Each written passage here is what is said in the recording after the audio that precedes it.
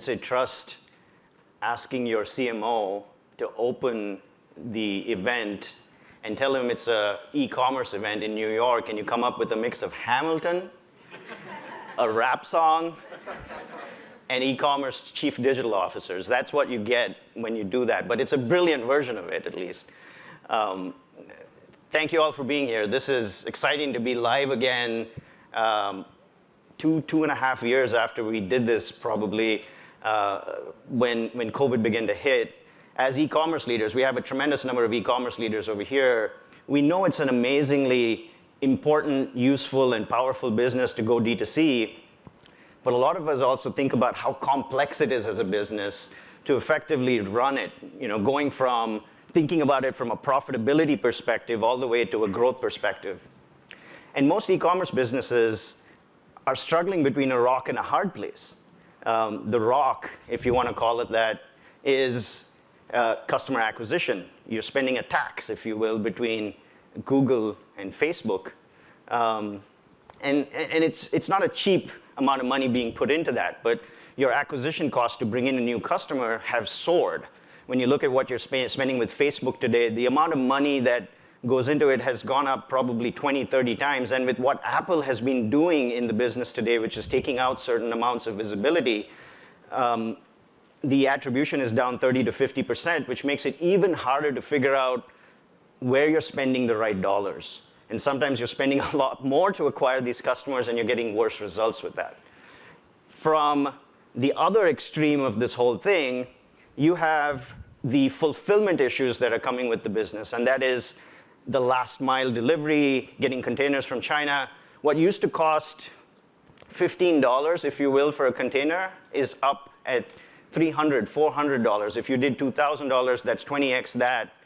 It's an expensive profile that you have to build to effectively run a business. And so most e-commerce leaders, realizing you can't be the Amazon of the world most of the time, are focusing in solving the middle, which is how do you acquire customers and then find ways to really grow and make your business profitable in the middle. And that middle includes things like the site experience.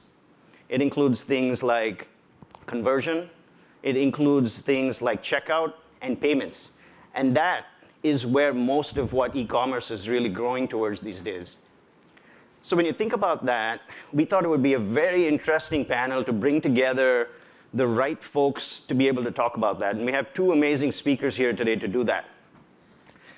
I'm going to introduce both of them and have them up on stage here in a second. Our first panelist is Kal Raman. Indy mentioned him. He's the Chief Digital Officer of Samsung. Prior to Samsung, he was the SVP at Amazon. He was the Chief Operating Officer at Groupon. And he's also worked as the CEO of Drugstore.com, which was the first online drugstore to make it in the industry. Outside of all of that, and growing his multi-billion-dollar business, D2C, the most interesting thing I like about what I had my conversation with Kal about was he's worked with two of the best founders in the world, Sam Walton, who's a direct boss, and Jeff Bezos at Amazon. So without further ado, let's have Kal come up on stage.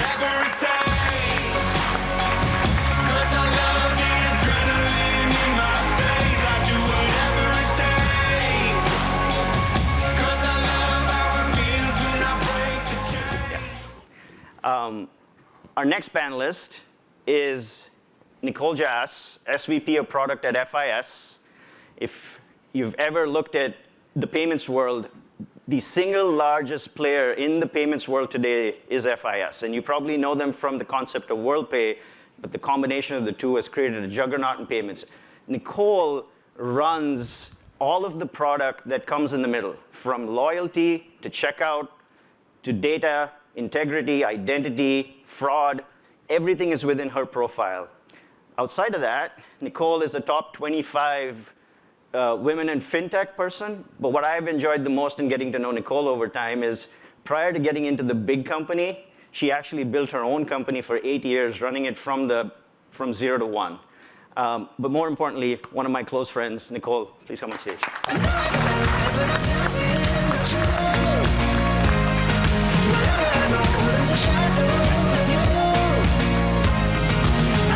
child with the force of the moon. All right. Thank you both for being here. Thanks, Rajesh. All right, Cal, go with question to start with you in the beginning. You built an amazing e-commerce business in digital commerce, all the way up from zero to multi-billions in less than 4 years.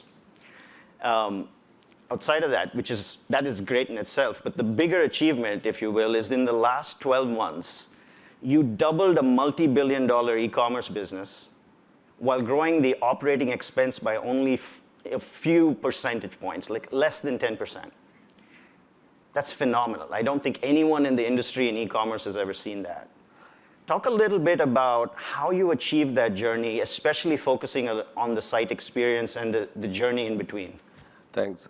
First, thank you very much, everyone. It's a pleasure to see people face to face without a mask. Some of us look better, some of us look worse. After 2.5 years, and thanks Rajesh and Indy and the Signify team to have me here. The first biggest credit, let's give it where it's due, is the Samsung brand.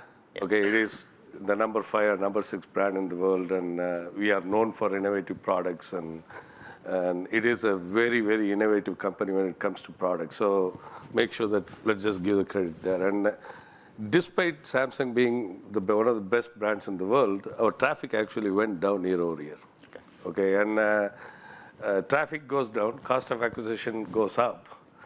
And how do you grow your business, right? And there are only 2 ways to do it. One is the best customer acquisition is customer retention. And the customer retention comes from innovations like what Signify helped us with fraud protection, because you don't want to hold up a customer who's a good customer saying that, hey, I can't ship things to you. So that kind of work we have done with Signify, especially on a high ASP product like what we sell. Our ASP is greater than $400, $500. So you don't want to upset a customer who's willing to give you $1,000 saying that some address line doesn't match to whatever we got. The improvement we made in our fraud reduction. So don't ask me for more MDR.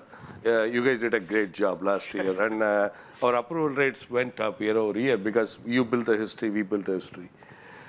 And the second most important thing is, I kind of thinking about it while I was walking here. What did we do? We stayed true to one of the statements Steve Jobs made in the commencement speech in 2005 at Stanford. We stayed hungry and smart on the shopping cart.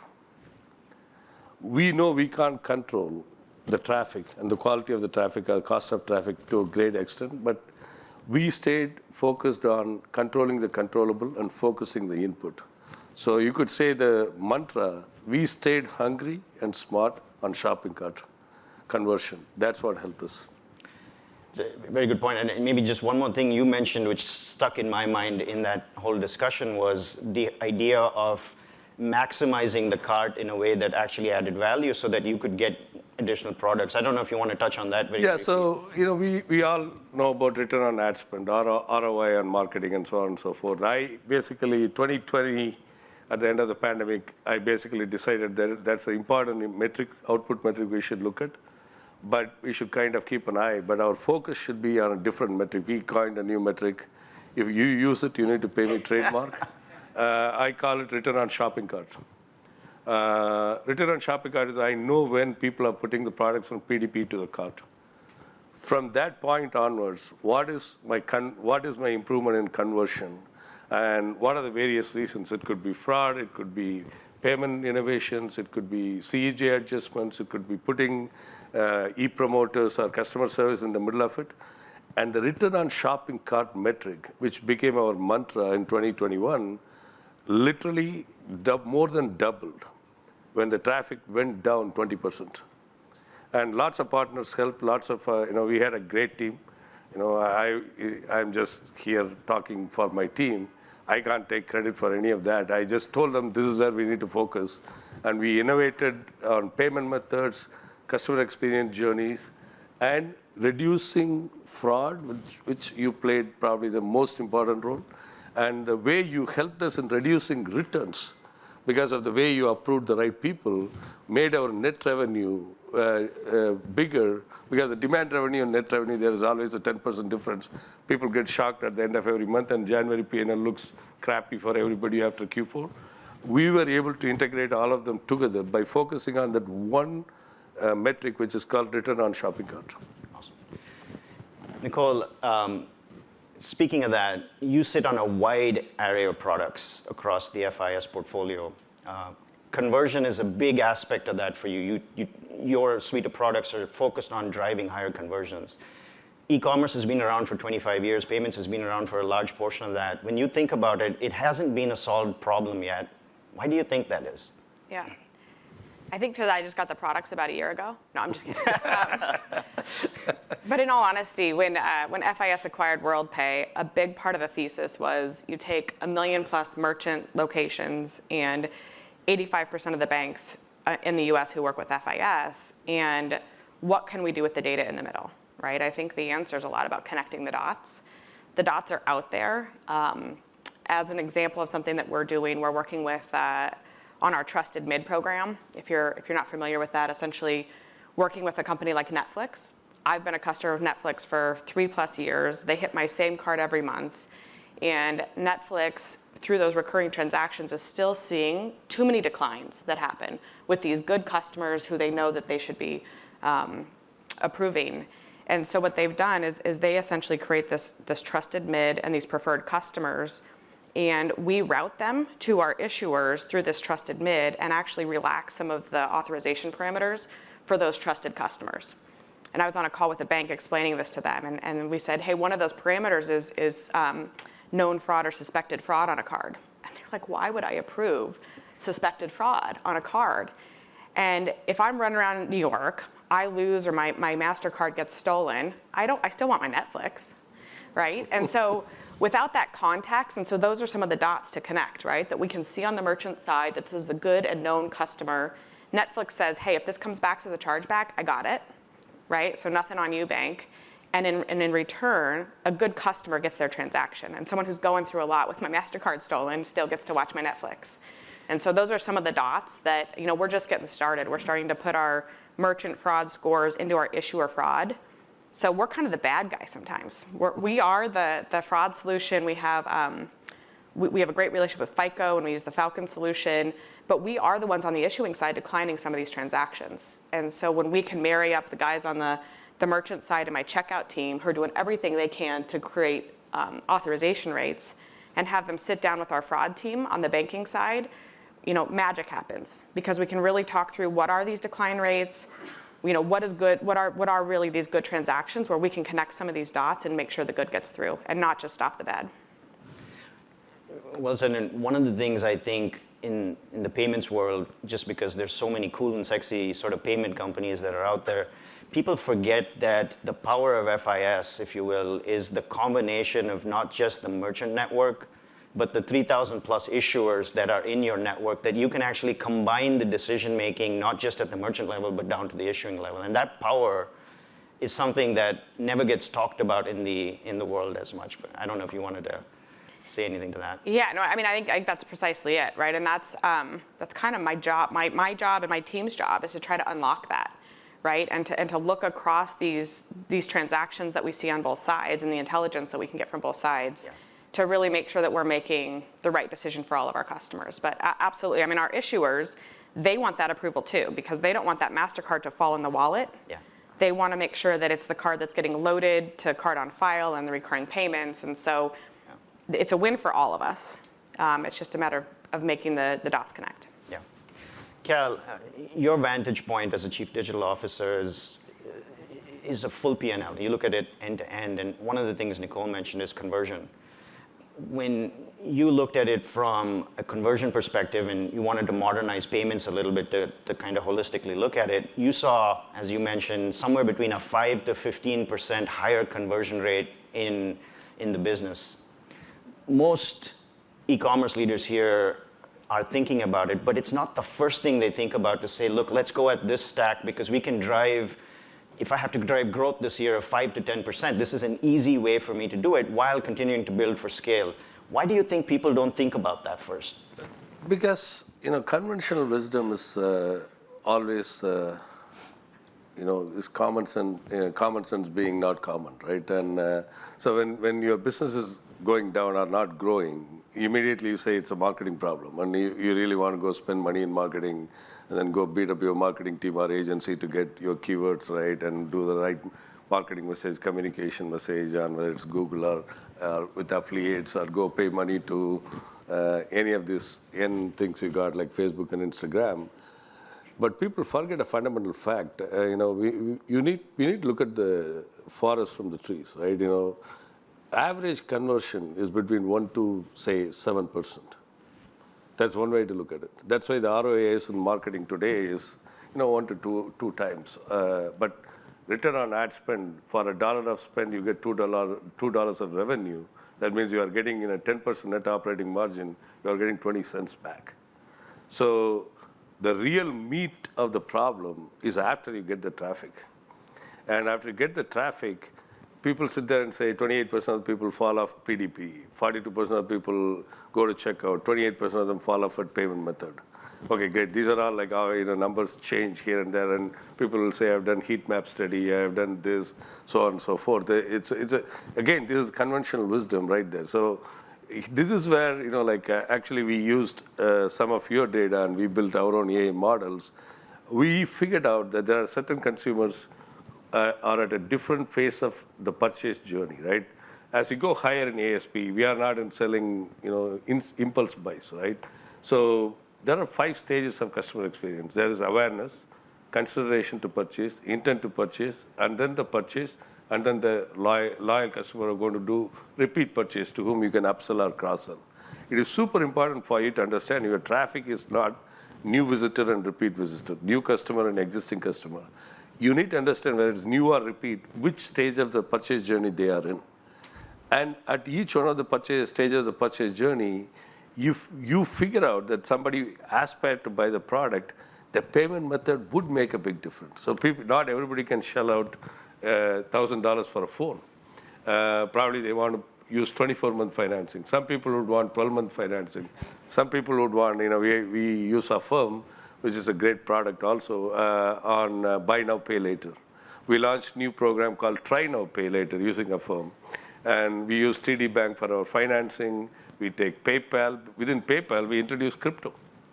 And everybody thought, why do you care about crypto? And I said, it's not about me getting a transaction right now. It's about me telling somebody that there are many ways you can buy in Samsung.com. And that became a cool marketing thing more than a transaction thing. So I think there is only commerce or retail is product, price, promotion, and place. And places, people forget the place. People spend so much time on place in brick and mortar retail. If you are selling in a brick and mortar store or a Best Buy anywhere, you're going to say, I want my display to be right. I want this to be in this corner. I want these products to be sitting together to facilitate contiguous purchases. But the place in e-commerce is your shopping cart. And that is where you need to focus. Use the place to talk about price and promotion and payment method. Because the product is already done, because it's already in the shopping cart. So I said, convert the 4 P's of retail into 4 P's of e-commerce, which is the place is shopping cart, talk about your promotion, and don't talk about your product, talk about your payment method. Because the payment method is as important as you go in higher ASP. And how do you get higher approval?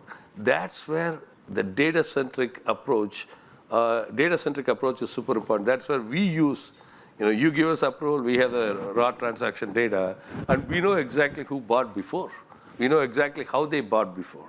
So we know they are going to be fine. So we literally change the recommendation of payment method to somebody based on who they are real time as they go from a shopping cart to payment. So think of it this way, the place is shopping cart. I keep saying the same thing. Focus on this is just going to get worse. The cost of customer acquisition is going to go higher. And logistics problems are not going to get solved. The world is pivoting around just in time to just in case. And that logistics change will take another 3 to 5 years. So you are stuck with these 2 problems. Now focus on controlling the controllable. we are mentioning Steve a lot. I started with Stay Foolish and Stay Hungry. She started with Connecting the Dots. 2005 Commencement Speak has got both. To be focused on the shopping cart, make sure that you let everybody through without stopping anybody. Make sure that you innovate a lot on payments. And the place you need to focus maniacally is shopping cart. Very interesting. And part of what you're talking about is also just the modernization of the way people should think about the whole thing end to end. One of the things, Nicole, that we're going to talk about, Jordan McKee is here from 451 Research, and he's going to be talking a little bit about payments modernization and what that means to how important it is to retailers going forward. In your vantage point at FIS, how do you think about payments modernization and what that actually means from a strategic perspective? Yeah, no, great question. I think two things. I would say, one is protect the data at all costs and the integrity of the data. So we're seeing lots of opportunity for disintermediation and just this desire to make sure whether you're tokenized, whether you're using a par value, whatever your kind of value you're tagging to a customer, that you're essentially creating something persistent, right? So that you can see them across your different shopping journeys, online, in store, wherever they are, so that there's persistence in the data. And I would say, the second one is work with your payments partner. I mean, we've built products together. Those are some of my most fun conversations when we're actually talking to some of our customers. One of our big customers has this new concept of partner love. And so we're on a call just talking about what's keeping her up at night. What is she thinking about? She's thinking about disintermediation. She's thinking about who can turn off a subscription. She wants it to be her, right, on her site, so she has a chance to save them and not a third party. And they're thinking about wallets. And so I think, partnering with your payments, there's a lot of magic that happens when you can work together and you're not just kind of tossing things over the fence. Yeah, and when you look at it in general about the direction you're seeing with a lot of the larger customers you work with, you talk about Netflix, you talk about Google, is this a driving force you're seeing coming from the merchants themselves to kind of push the boundaries? Or do you feel like there's a lot of push upwards where you in sort of the payments world is taking things with ideas into the merchant side? Which side is it? Is it the push or the pull? It's a great question. I think, in all fairness, I think it's our merchants. I mean, they're really pushing. A lot of them are, they're not scared of fraud, right? They're almost saying, I want more fraud because I want to make sure that I'm not stopping my good customers. Yeah. They don't really want more fraud, but they want to make sure that they're not, the false positives, they understand. I think you guys had some stats, right? The fear of fraud is worse than, I like that. It wasn't a stat, it was a statement. But I think some of those big customers, they're really trying to push the boundaries and say, hey, I want to make sure that I don't stop a good experience from happening. They've also got a lot of payment optimization expertise. And so what they're really pushing us to do is give them tools, transparency, help them show like, okay, if we're going to tokenize something and then route something and then look for an account updater, like let's check the sequencing of those different things and make sure that it's fully optimized. So they're jumping in the car with us and really trying to move the levers and optimize those payments. Yeah. Cal, you touched on return on shopping cart earlier, and I want to go deeper on that. But as a connection to it, when we think of payments modernization, you are a good representation of one of those big e-commerce giants that pushed into modernization from that. So when you think of it from a Samsung perspective, what was payments modernization, especially when it ties back to the idea of return on shopping cart? And elaborate, we'd love to hear that return on shopping cart theme, because I do think that is a very interesting concept you're bringing to the table. I think the payments modernization is going to be mandatory. It is very important for high ASP products for sure, right? And to me, anything greater than $99 is a considered purchase.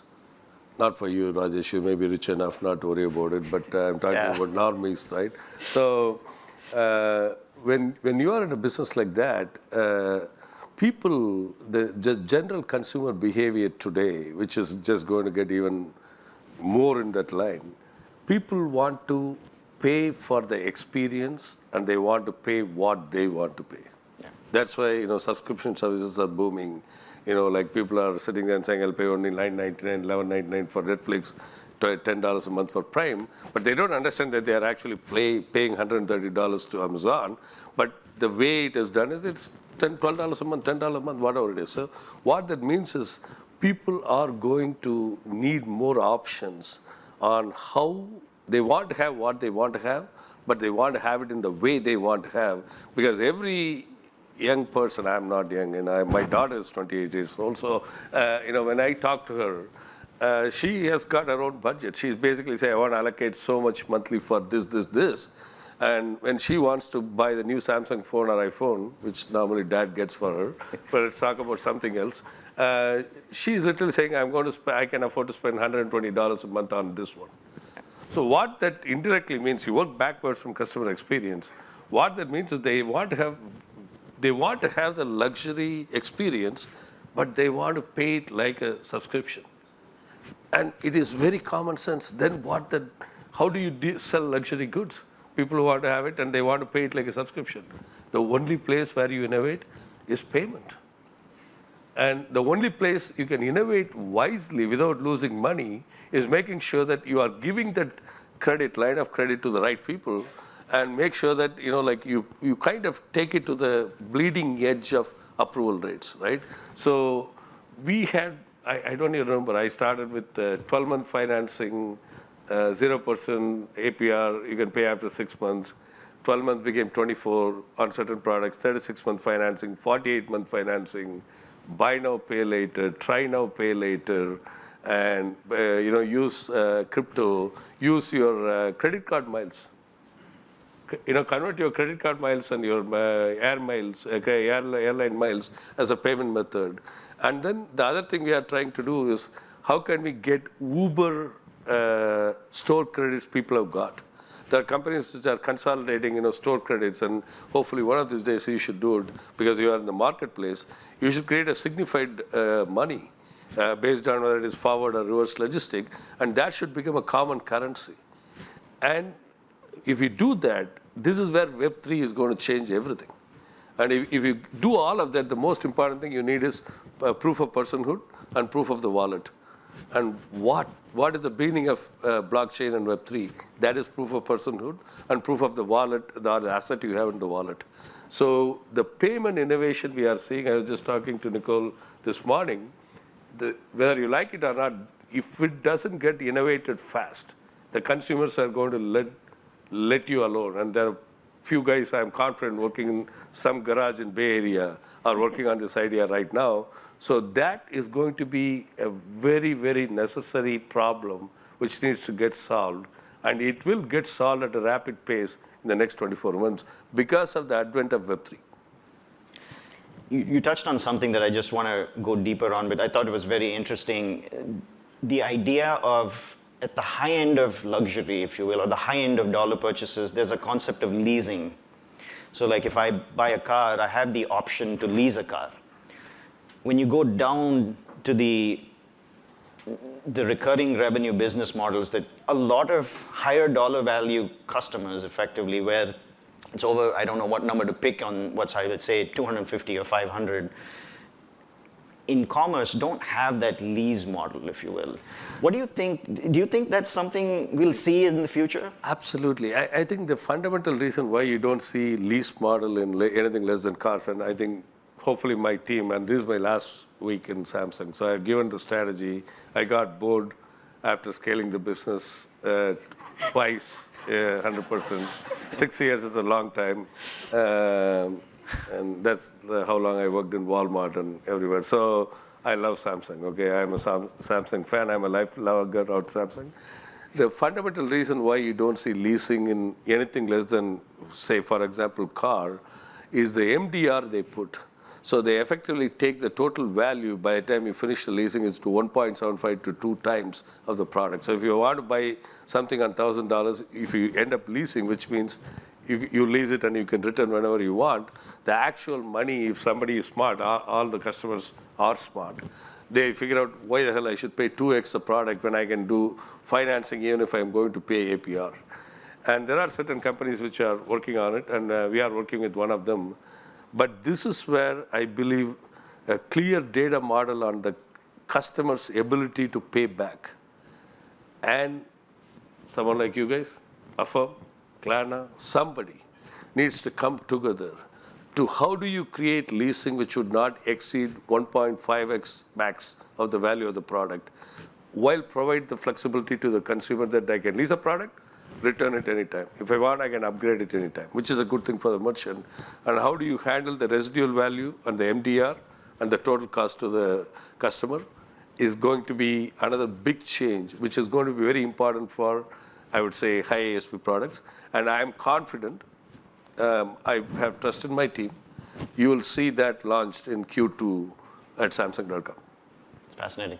It's a very interesting concept, and I don't think a lot of people have thought through that leases happen at cars. Why hasn't that come down to the next level? That is a very interesting concept. Nicole, when you think of new offerings in the space about how these payment modernizations work, and you think about conversion rates, one of the coolest things you're going to be launching here shortly, and I know it's still under wraps, is going to be FIS guaranteed payments. Can you talk a little bit about what that means to the business and what it's going to bring to the market? Yeah, absolutely. Raj is a little biased on it being the coolest product, but I couldn't agree more. Yeah. It really is the culmination of a partnership with Signified and FIS WorldPay. And when we talk to customers, the top two pain points are, one, higher approval rates. I need higher approval rates. And two, I don't have capital or prioritization to build or integrate anything, right? So it's a lot. When we talk to our customers, it's hard to get on the backlog, just like at our company, and build something new. And so with guaranteed payments, it'll be integrated into our payment stack, right? And so we can literally, and we are talking to our customers about turning on higher approvals and guaranteeing higher approvals, which I believe is the first in the industry from a payments provider, right? To be able to go out to market and say, we're not selling a fraud solution, in my opinion, we're selling higher approvals, right? And the freedom for those customers to go into new markets, try new things, try new programs, payments programs, without the fear of fraud. And so we've already been in the market. We're so excited. We've got some early customers. Our first customer who's on the platform, as you know, saw a 7% increase in approval rates, which I think turned into $8 million of revenue for them. I mean, that's meaningful. That's top line. And to your point, they've worked so hard to get that customer into the shopping cart, and this is just $8 million that wasn't thrown away. It was good revenue that needed to get through. So we're really excited to take that to our customers globally. Yeah.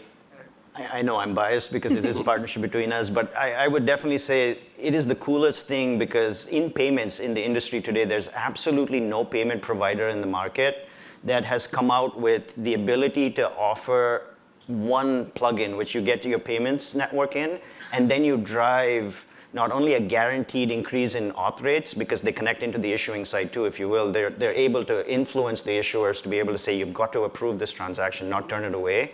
Plus, the ability to make sure you have no liability if that happens because we're taking the full liability for it. That customer experience of the merchant experience is one thing which is super important. You get one plugin, you're done, you don't have to worry about it, but the customer experience of being able to convert more, not have to wait for the decision to happen, I think is the first in the industry that has ever been launched, and I do think that's going to be a game changer. I think it's a huge game changer. We have a fraud product on market, and just a couple weeks ago, we had a customer who was having it's fallback fraud, where fraudsters are essentially taking a card, a stolen card, making a plastic out of it, sticking it into a register or point of sale, and because it doesn't work, they go to a fallback. And when it's a fallback at point of sale, the merchant's liable. And they were losing hundreds of thousands of dollars a day, and we said, do you want us to turn on our fraud product? And it wasn't like, hey, do you want to integrate to something, and in 3 months we could solve this for you? It was, do you want us to turn it on? And so that's one of, I think, the core propositions for guaranteed payments is, do you want us to just increase your approval rates? That's right. Sure.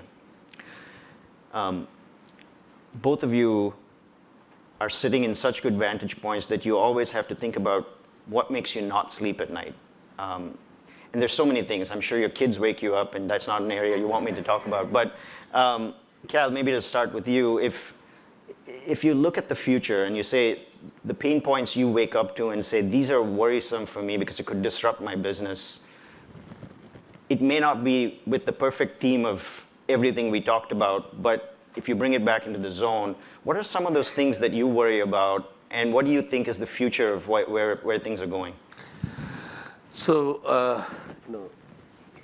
I'm Indian movie fan, and there's a recent movie called RRR released. It's a great movie. You guys should go see it. And I worry about 2 R's. First one is return on shopping cart, because of the squeeze you are going to get from top of the funnel spend, and like the issues you are going to have with logistics, which are not going to get solved. So 2 R's, return on shopping cart. The second one is returns from customers. As the pandemic evolves, it's going to be up and down. Online shopping is going to increase, whether you like it or not. It's going to be direct to consumer. It could be buy online, pick up in store, or buy online, return in store. The returns are going to increase. So if you don't focus on those 2 things in a data-centric way, either you are going to be in trouble for top line, or you're going to be in trouble for bottom line, or the customer return part is actually not just bottom line, because if you look at any data, approximately, especially in high ASP, 10% of your orders get returned. Literally 10% of your orders get cancelled, and if you don't give, on an average, it takes an e-commerce company to give returns in 10 to 14 days after they receive the product and triage it. Every time you give a bad experience to a customer on return, your ability to retain that customer goes down by a factor of 50%. So it's actually a top-line improver, lifetime value improver, customer retention improver, and it's extremely friction-filled and time-consuming. So either watch RRR or worry about 2 R's, return on shopping cart and customer returns. Maybe just to touch on the returns piece, the pain point that you reflected is CLTV, just the customer lifetime value that you want to drive. And hopefully, if you return and create the experience that is beautiful, you get people to buy instantly. The other piece you touched on is getting cash back instantly. And I think that's a fascinating point, because when you look at, maybe you said I'm rich, but when you look at you probably don't care of how much your credit card statement looks like. But when you look at a traditional... I let Vijay do it, my wife. So. Okay, but when you think about the average person out there that probably has a $2,000 credit limit and they buy a Samsung phone for $1,000, you've locked their credit now for only $1,000. And if you have to wait 14 days on a return where somebody has to ship it back, you have to triage it, open it up, detect whether it's a brick or is it a phone, is it the right product, have they broken it, is it not, have they shipped you a different phone, and then you say, okay, now I'm going to refund it back to you, and then it takes 3 to 4 days to get the money back. Somebody is out for a month, perhaps, with no credit back on their account, and so now they're operating on $1,000 within their account. Do you see that as being a super big pain point? I think that's good. Let me put it this way. Nobody can out-Amazon, because I was part of Amazon. I know Amazon. So, but anybody can create an Amazon-like experience with a differentiation. So what is the most important thing in high ASP, or even any ASP product, when you want to return and get your money back in 24 to 48 hours. And the merchant gets the money back in their P&L, whether it's at 100% or 75 cents on a dollar, and they also want to get it in their P&L before they close the month or they close the quarter. In between is the heavy lifting of dirty fingernail business, and you should go solve it. It is because it is truly tied to approving a purchase. To me, forward logistics is very similar to reverse logistics. Everybody gets excited about traffic, conversion, order, which is all forward logistics. But you don't know the fact that the money is made in the reverse logistics or lost in the reverse logistics. So if we can have a solution which is Amazon-like, where the consumers can easily give their return somewhere without doing much work, and if they get their money back in 24 to 48 hours, that is going to happen. It has to happen. The reason it's going to happen is the market is going to force somebody to do it. As online business goes up, BOPIS will go up. People will get excited about BOPIS. Then you are going to sit there and worry about Boris, right? I'm not talking about the UK Prime Minister. I'm not a big fan of him either. But it is an inevitable problem which needs to get solved. Got it. Yeah. Nicole, last question to you. We can go on all day on this topic, I'm sure, but just last question to you. When you think about the same problem on the payment side, what keeps you up at night, and what do you see as the future innovations that's going to come to counter that? So besides my kids and my dogs, I think the biggest thing in payments is, it's no secret, payments is getting commoditized, right? We're like, the payments piece is like the utility company. We're the electricity that you just expect to come to your house. We have the opportunity to do what we're doing with guaranteed payments to help make revenue, right? And where we can actually attach ourselves to revenue and top line growth, that's where our company has the opportunity for exponential growth. So that's what keeps me up at night, is how do we very quickly, transform a majority of our revenue that we drive at WorldPay to be part of that top line growth. We have loyalty programs, we have pay with points, we see amazing conversion there, that trusted mid program. So where we can show that we can drive customer acquisition, or we can help drive that revenue growth, it's a race in my mind, right? Because we know that the payments piece itself is becoming utility. Yeah, it's well said, and sort of bringing it back to the way we set the stage for this discussion, it is in the middle where most of the revenue is going to come, because you've got both the bookends sort of taken care of. And I think the point you made is effective, that in the middle, most retailers are kind of looking at two things. One is, how do I get existing customers to spend more with me? What are the different things I can do? And then the second thing is, how do I not turn away good people? And that combination of two things, tied with what you said on the back end of the whole thing, which is, I want to drive customer lifetime value, but I also don't want to start the month where I got $100 that came in, and now I have to subtract things from my P&L. So I'm taking out, okay, fraud is 1% of $100, so I've lost 100 from that. I've then lost my returns piece because someone returned it, so I have to take this much out. So when you look at your whole cohort, you're saying, okay, I made $1 million, but I've taken out 200,000 for this, I've taken out 100,000 for this, and you're, at the end of the day, adding in your profit, like you said, if you're only at 20% profit, your numbers are very different. And how can you maximize each element of that is effectively the competition. So the other point, I'm confident all of you look at your data. If you make the return process friction-free and fast, more than 30 to 50% of people will come back and make a purchase within the first 7 days. If you make your cancellation process friction-free and fast, most of the people will come back and buy from you again in the first 7 days. And your lifetime value goes up, you get the business back. So don't misunderstand the seriousness of a friction-free return process and friction-free cancellation process. Because if you do right by the customer, it's like the karma in the world, right? You think good, do good, good will come to you. So the returns and the cancellation after the forward approval is done is actually as important. In high ASP, it's literally 20% of your business. So it's actually 20% of top line if you do it right, or you go spend $200 million with Facebook and Google to get the same damn top line, which is going to make your profitability worse. You have to work harder. Yeah, well said. Well, we're at time. I just wanted to say thank you both. I think this was a fascinating conversation. We went down a lot of different topics, but appreciate it. Thank you. Thank you.